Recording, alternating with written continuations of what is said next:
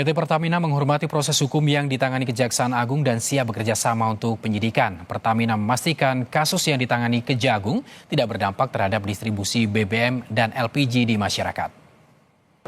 Pertamina menghormati Kejaksaan Agung dan aparat penegak hukum yang menjalankan tugas serta kewenangannya dalam proses hukum yang tengah berjalan di subholding Pertamina. Pertamina juga siap bekerja sama dengan aparat berwenang dan berharap proses hukum dapat berjalan lancar dengan tetap mengedepankan asas hukum praduga tak bersalah.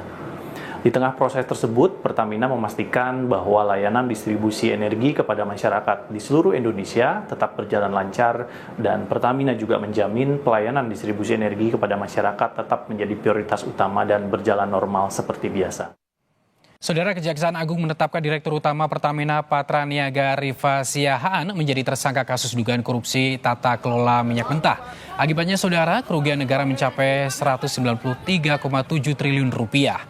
Menurut Jampitsus Kejaksaan Agung, saudara, Direktur PT Pertamina Patraniaga Rifa Siahaan sengaja membeli minyak mentah RON 90 atau setara Pertalite yang kemudian dioplos demikian rupa sehingga menjadi RON 92 atau setara Pertamax. Padahal hal tersebut jelas tidak diperbolehkan.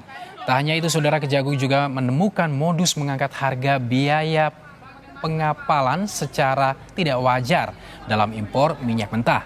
Akibat dugaan korupsi ini, negara mengalami kerugian hingga 193,7 triliun rupiah.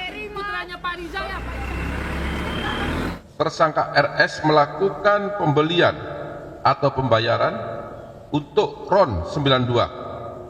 Padahal sebenarnya yang dibeli adalah RON 90 atau lebih rendah, kemudian dilakukan blending di depo untuk menjadi RON 92 dan hal tersebut tidak diperbolehkan atau bertentangan dengan ketentuan yang ada.